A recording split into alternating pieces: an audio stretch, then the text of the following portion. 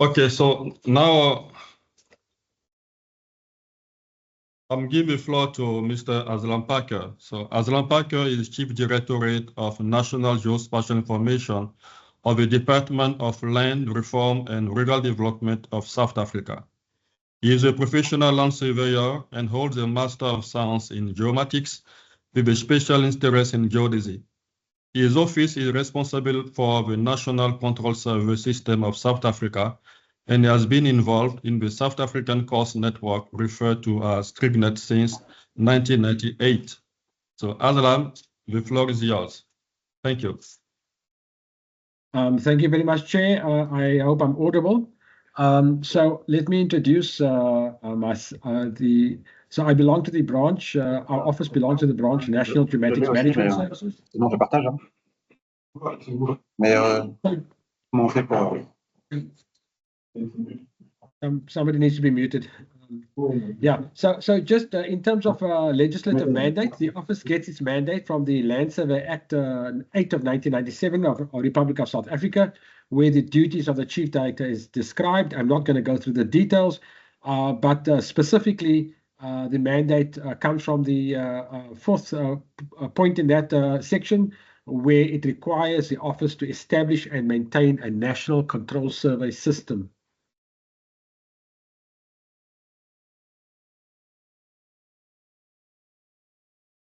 So just in terms of the National Control Survey System, it is designed as a unique spatial reference framework which provides integrated, unambiguous positioning connected locally, nationally, and internationally.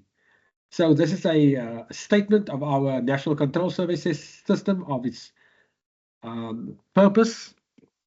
So the Chief Director of National Geospatial Information defines the South African Coordinate Reference System, which is the combination of the coordinate system and the geodetic datum. So this office is also responsible for defining that and controlling that. So in South Africa, all or at least most geospatial information is referenced with respect to the National Control Survey System of South Africa. This ensures that whatever geospatial data is collected is uniform, consistent, and interoperable as far as coordinates is concerned and position is concerned. So just a brief history about the geodetic datum of South Africa. Prior to 1 January 1999, the official datum of South Africa was the non-geocentric Cape datum, as is the majority of Southern African countries, aligned to the ARC 1950 datum, which was used primarily through British East Africa, and it used the modified Clark 80 ellipsoid. With the introduction of GPS at the time, only scale errors of 15 parts per million over the country was detected in the Cape datum. Never before the introduction of GPS, we could never measure over such long distances. And the introduction of GPS started exposing or making this detectable because we could now measure over such long distances and we could pick up the scale errors. And this really necessitated the recomputation of the datum of greater accuracy and aligned to the ITRF. A local realization of ITRF 91, Epoch 94, using the W34 reference ellipsoid was established, and that datum of South Africa is called Hartbeespoort 94. And the reason for that name is because the initial point was at the VLBI telescope in Hartbeespoort in South Africa, and that became the official datum of South Africa from 1 January 1999. This meant that when people were using GPS in South Africa, there wasn't significant scale distortions, and the rotations on the official horizontal reference frame of South Africa and that of the GPS reference frame that it was being used. So just a very brief one. The South African Control Survey System consists of is realized by the coordinates of approximately 56,000 trig beacons and town survey marks throughout the country.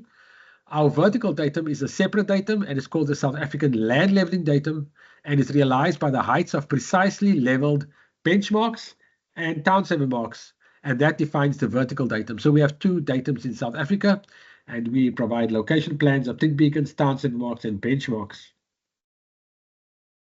So this was in the 1990s. GPS has been around since that time, and South Africa commenced with the installation of a network of active GPS base stations, GNSS base stations in 2000, and the first stations was established in 2000, 4 of them. And in June, today now, we now have 69 stations of our own.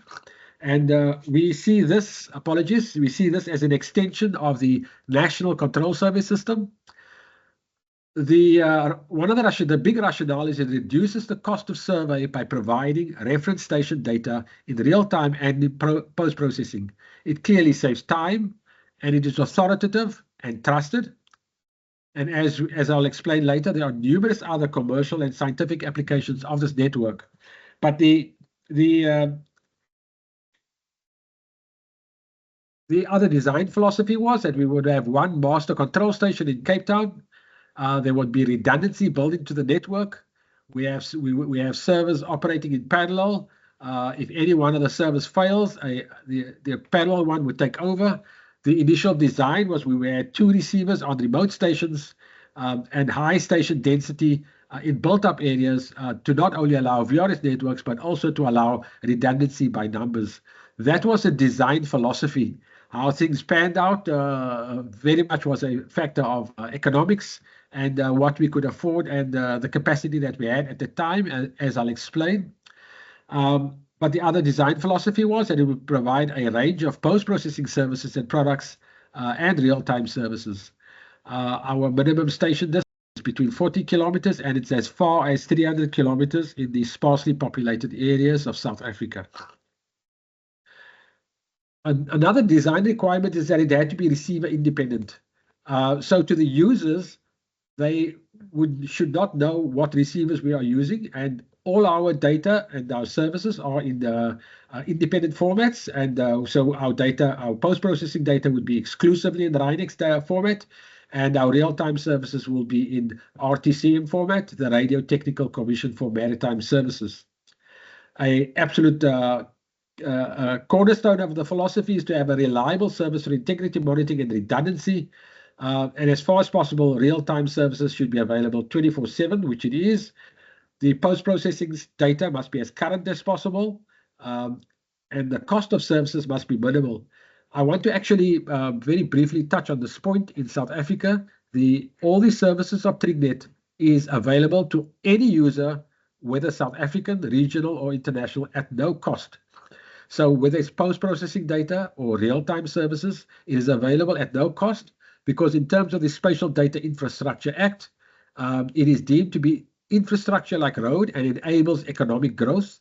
As government, we believe that it actually stimulates the economy, and the knock-on effect of making the service available in terms of the value to the economy is greater than what we believe if we were charging clients.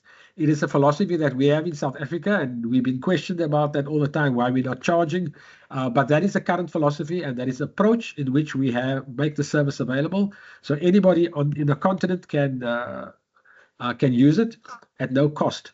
And it is expandable and flexible, and it needs to meet the accuracy demands placed on it. This is an increasing challenge as the requirements increase with time as well. This is just to show a brief history of the evolution of the equipment. We started off with a rack with 2 computers. You can see this is the old 386s and a monitor. And now today everything is reduced to a single receiver, which has an Ethernet port, receiver built in, and all the other things that was in this huge rack, and it's now reduced to a single receiver. Please, I'm not promoting a single brand here, but I'm just showing you the examples of the receivers that we do have. But the evolution is significant, and to note that the required infrastructure at the remote stations has reduced significantly and become far easier to handle. Just in terms of the basic design, the data comes in from the control stations and either for real time goes through an interrupt caster through the internet, and then the users would either through post-processing or real time engage with us through the internet or through an interrupt caster to get real-time services. So I think this is a typical design of a CORS network infrastructure. These are the type of geodetic mounts that we have. We have choke ring antennas with radomes. They are either ground mounted. Some of our stations, especially the ones that are in the IGS network, are ground mounted. Because of safety and security concerns, many of our stations that we use for densification are mounted on buildings, and many of them are also mounted on parapets. As you can see the design here. Just out of interest, the antenna, the bottom of antenna mount is where our coordinate is at the moment, and these are things that we are applying our minds to. Because, for example, if in the wall-mounted example, if that mount blows off, to relocate the position of that antenna in terms of continuity would be a difficult situation. So we are looking at eccentric points in this regard. So these are the three designs that we do have for our setups. Just in terms of our development, it started off in 1997, and then we've got post-processing data services via email and initially, and then obviously via FTP website as it is now. Then we added our real-time services. Only in 2022 did we upgrade all the sites. It started off in 2009, but only by 2022 did we manage to achieve all the sites to log GPS and GLONASS as well as its transmission. And currently we have now introduced a new FTP structure that is aligned to the IGS and global standards. And also we've moved entirely over to RINEX 3 format. This is just a map of the evolution of the stations, and this is our current station layout. We do have one station, unfortunately, that is down due to electricity supply problems, but otherwise this is a pretty healthy network. We have managed to alleviate our telecoms problems, so the uptime of the network is pretty good. We have 3 virtual reference station clusters based on the urban population centers in Cape Town, Durban area, and in the Gauteng area. There's the main population areas of South Africa, and in those areas people use the VRS solution, whereas in the remainder of the country they use a single station solution for real-time services, and for post-processing they can obviously download the nearest stations for a post-processing solution with multiple baselines. These are examples of a VRS cluster and the footprint of a VRS cluster in the KwaZulu-Natal region. And just to explain that we are also actively collaborating with with other countries. For example, we've got a JAXA receiver to look at the footprint of to assist with the QZSS solution. But we also have stations that are co-located with our space agency, where it assists with the space weather applications, which I'll show now in a minute or so. Just to a very brief sketch showing the importance of monitoring. Here, without our knowledge, somebody introduced a radar scanner right next to our TrigNet antenna, and immediately you could see the massive deterioration of and the degradation of multipath at that station. So we also have to protect this and constantly monitor to see whether the quality of the signal has degraded and take action preemptive, hopefully. Just very briefly, from a post-processing product point of view, we have RINEX 2 and now 3. We have hourly files, which is available 40 minutes after the hour, 5-second data, 1 second, and 30-second data. And then we have daily files available the next day. And it's all available via anonymous FTP. You can also access it via your web browser, via your Explorer browser, by enabling the FTP option, and it can be accessed like that. You can also, we have a post-processing product shop, and so you can customize the RINEX data that you'd like. and it allows you to get customized data outside these standard products. Obviously, any variation of the 1 second base epoch that we have. In terms of real-time services, we are transmitting RT7 version 3.1. We also have a DGPS pseudo-range connection service for across the entire country, and a network DGPS service. So in terms of single station, we have a 2 to 3 centimeter, and in the network RTK VRS, we have these 3 clusters, as I've explained. The real-time services are available through the mount point that is here, and it'll be available after this. You can look at the IP address, and you're all welcome to test it out from anywhere where you are located. The coordinate reference frame of TrigNet is not on the official datum of South Africa. It's on ITRF 2014, epoch 2018, and we'll probably update that. So there's an approximately 77 centimeter difference, and so surveyors will have to do a calibration by occupying node points. And that varies, so therefore there has to be a localized calibration. And for heights, they can transform to our land leveling data by using our Geoid 2010. Last few slides. So SANSA uses our TrigNet data to calculate total electron content, and it's the only space weather service in Africa.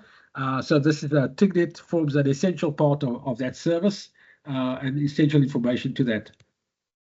We encourage people to register on the web so that they can get information on the network status and planned outages, and sensor map as well. And you can register via Twitter and follow us on Twitter, and via email you can contact us as well.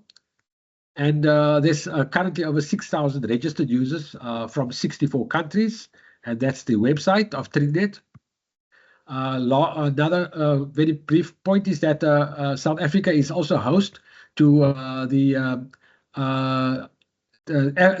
African data center. So we encourage all countries to please contact us to submit their data so that it can be housed in a central place. So if anybody is looking for data from core stations across Africa, it is housed here. And so please contact us should you be able and willing to provide station data, even if it's one for your country.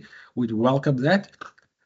And before I leave, I cannot but also promote next year there'll be FIG Congress in South Africa in my beautiful city of Cape Town. And you're all welcome here. There'll be a reference frame and practice workshop there as well. So you're all encouraged to consider attending and presenting, and also a big part of that workshop. South Africa is keen to collaborate with other African countries to share and learn from other experiences. We need much greater collaboration with neighboring countries regionally and internationally to maximize benefit of CORS. That is my contact details, and you are welcome to contact me. I thank you. And thank you very much for giving me the opportunity to present what's happening in South Africa, and we're looking forward to being in contact with the listeners here. I hand over back to you. I think I've stepped over my time. Thank you very much. Oh, thank you very much, Aslam. Thank you. Very, very insightful, very inspiring. Thank you very much for your presentation. And maybe we'll take one question. Yes, Camille, please, can you help me on that matter? Yes, someone raised their hand, Yes, but immediately brought it down. If someone had no questions in the chat. No question. Okay, so we can move to our next speaker.